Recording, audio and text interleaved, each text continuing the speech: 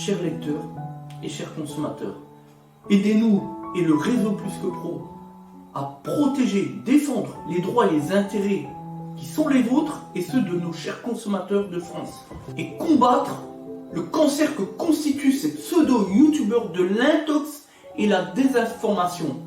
Parce que nous on ne triche pas de calomnie, on dit la vérité. Vous avez l'opportunité de vous abonner à la seule chaîne YouTube qui vaille à vous de jouer. Merci de nous avoir donné votre confiance. Des Autotransact Talange, réseau Plus que Pro pour la défense du consommateur, toujours dans le cadre de notre principe de transparence, tout dire qui on est, qu'est-ce qu'on fait au quotidien pour rétablir le lien de confiance avec nos chers consommateurs, les clients qui nous font confiance. Aujourd'hui, dans le cadre de principe de transparence, qui est le nôtre, on l'a dit, donc on vous montre une Citroën C2, un Lead 4 HDI. On va faire l'entretien de la distribution, évidemment, avec l'ensemble, qui distribue pompe à eau, courroie, accessoires, liquide de refroidissement, ici, dégraissant, pose, etc. L'idée générale, c'est aussi vous montrer un petit peu 2-3 petites anomalies connues sur les moteurs là. Donc déjà, vous avez le filtre à pollen qui est ici, vous voyez, petit emplacement juste au-dessus. Ici, vous avez le filtre à air, donc le filtre à pollen ici, vous avez le petit cache, le petit tiroir et le filtre à pollen qu'on va remplacer puisqu'on va faire aussi la vidange. La révision constructeur en fait annuelle, donc vidange, filtre à huile, filtre à pollen, qui contrôle des éléments de sécurité, etc. Donc le filtre à huile, vous l'avez ici. Voilà, cloche de 27, on dessert. Alors, les problématiques connues sur les DV4, donc les annettes 4HI, ou même la 6, c'est ici la sonde température d'eau, voilà, qui peut souvent dérailler. Donc, c'est qu'un problème d'information, il n'y a pas mort d'homme, il n'y a pas de problématique. Et le symptôme préliminaire, le symptôme principal, en fait, ça va être que au roulage, vous allez avoir soit en roulant l'aiguille de température d'eau qui vacille un peu comme ça, gauche-droite, donc ça c'est pas naturel. Normalement ça doit rester stable. Et à ce moment-là, on sait que c'est souvent une cohérence sur l'information. Donc la sonde, pour changer la sonde, rien d'extraordinaire, vous avez un joyau derrière. Ici la graffe, clac, ça sort, tac, tac, terminé. Le faire à froid évidemment, puisqu'à chaud, risquez d'avoir un peu de pression. Et ouvrir surtout avant de le faire le bocal, voilà. On a aussi les taux de par chaleur, souvent problématique. Là ça va, c'est bon, il n'y a pas de jeu. Mais souvent c'est derrière le dépollueur, ici juste en dessous. Donc là-dessus, sur le DV4 avant 2010, avant mai 2010, il n'y a pas de filtre à particules, c'est un dépollueur, un simple dépollueur. Donc comme c'est de la matière synthétique, ça a tendance à se déchirer, puis forcément ça fait un petit bruit, surtout au ralenti. Voilà. Et pour revenir donc à la sonde température d'eau, l'autre symptôme, puisqu'on a évoqué qu'un symptôme, le symptôme de l'aiguille au tableau de bord, l'autre symptôme c'est souvent le matin, moteur froid, donc le moteur n'a pas chauffé, vous faites une mise en route, et là vous avez le motoventilateur ici, le VD, qui s'enclenche à la grande vitesse maximum. Et ça, évidemment, quand un VD s'enclenche, vous l'avez tous compris, c'est surtout pour refroidir le moteur. Donc, potentiellement, le moteur doit être chaud.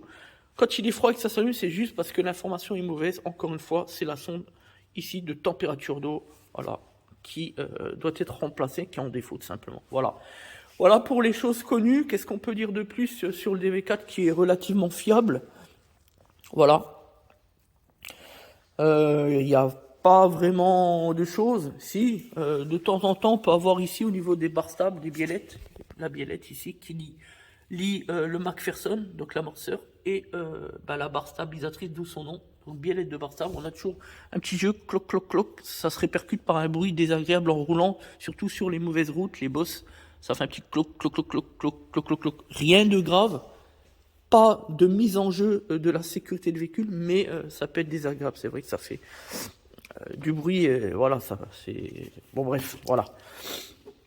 Donc, pour revenir, l'autre élément important auquel il faut prêter attention sur le DV4, c'est justement ça, la durée de graissage turbo, de recirculation vers le turbo d'huile en partant du moteur.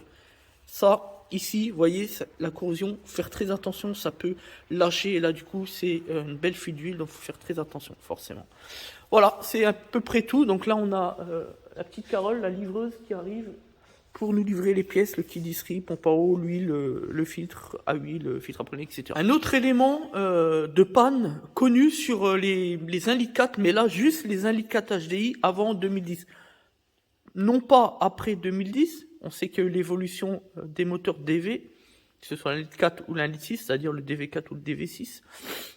Mais bien avant mai 2010, surtout sur l'1,4 litre et jamais sur l'1,6 litre. Voilà. Sur l'1,4 litre, on a donc ce type de problème. Regardez un petit peu.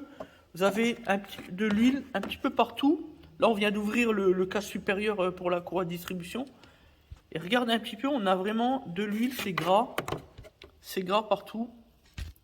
On va essayer de mettre la caméra. Je ne sais pas si on voit bien. Vous voyez, c'est vraiment gras à l'intérieur. Donc en fait, le problème qui est très connu, souvent on a le carter carrément ici, là, le gros carter, tout le carter d'admission en fait, tout le bloc. Des fois ça peut arriver, ça arrivait 1 ou 2 fois ici, il est complètement percé. Avec le temps, la vétusté, avec la chaleur, la pression, ça peut arriver, ça reste du plastique, voilà, ça peut arriver qui se perce. Ça on a déjà eu le cas une fois sur une 207. Un litre 4 HD, voilà. Mais là, pour le coup, quand on n'a non pas des vapeurs de gaz d'échappement, mais plutôt de l'huile. Et là, on voit bien, c'est gras partout, à l'intérieur, on l'a vu tout à l'heure. Voilà. Dans l'environnement de la distribution, puis naturellement, on a l'huile qui va se découler vers le bas, au niveau du support latéral. Voilà, non pas le support moteur distribution ici, mais celui qui est pris dessus, c'est-à-dire le gros latéral qui est fixé donc sur le bloc moteur en bas. Et donc, en fait, le problème, c'est cela. Je vais vous montrer. Alors, je vais faire tenir la lampe. On va essayer de la mettre comme ça plutôt. Voilà. En fait, c'est ça. La durite là, qu'avec le temps, c'est vrai que elle se désolidarise, elle glisse et voilà, elle se libère tout simplement. Alors ça c'est quoi? Ça c'est juste le capteur pression sur alimentation ici, qui est fixé ici derrière là. Petit capteur de voie, et la petite durite ici, tac tac, elle vient prendre à l'intérieur ici, par la disserie. Voilà, le petit tuyau ici, là, ça. Alors, je le conçois, c'est mal pensé, personnellement, mais bon, vous voyez là le petit trou là ici, là, voilà. Donc voilà, il suffit que ce soit un peu gras, etc. Puis finalement, ou avec la pression, finalement ça dégage et puis voilà. Alors du coup, eh ben, naturellement, on va avoir les vapeurs qui vont venir et donc s'échouer dans l'environnement de la distribution et du coup ça fait ça. Du gras partout, enfin bref, voilà. Ça fait dégueulasse. Donc ça c'est extrêmement dangereux pour la courroie de distribution.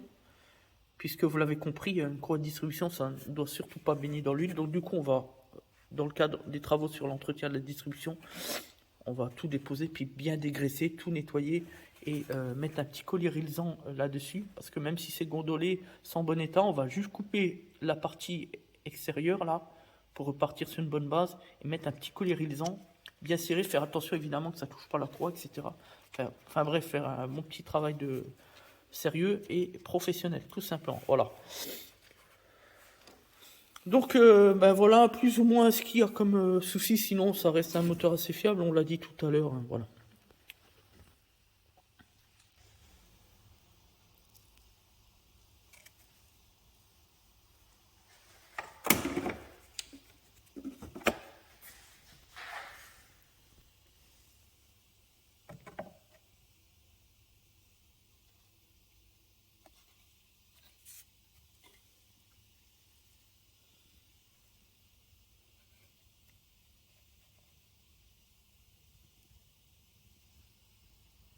Voilà, donc là on a bien nettoyé l'environnement, on a passé pas mal de temps dessus, je vous cache pas. Voilà, l'objectif c'est vraiment donner à l'environnement de la distribution quelque chose de très propre, très sec. Rappelez-vous tout à l'heure, il y avait beaucoup d'huile de part et d'autre, de partout, de haut en bas, etc. Y compris ici sur le côté au niveau des accessoires, l'alternateur, etc. Tout ça. Donc là, on a bien dégraissé, bien nettoyé. Surtout, on a réparé. Donc la durite, vous voyez, on a coupé le bout qui était gondolé par les vapeurs d'huile. On a remis la durite avec un petit collet rilsant qu'on a bien serré et mis et bloqué en position haute pour éviter évidemment que ça touche la courroie de distribution. Voilà, il s'agit de faire un travail propre et sérieux. Voilà, donc du coup on a collé tout ça sur le plastique et voilà, plus de risque que la durite de la pression sur alimentation se déconnecte à nouveau. Voilà. Donc maintenant, on va faire l'entretien de la courroie de distribution. On a déjà déposé les galets. Maintenant, on va déposer la pompe à eau qui est juste en bas là-haut et reposer les divers éléments. Voilà.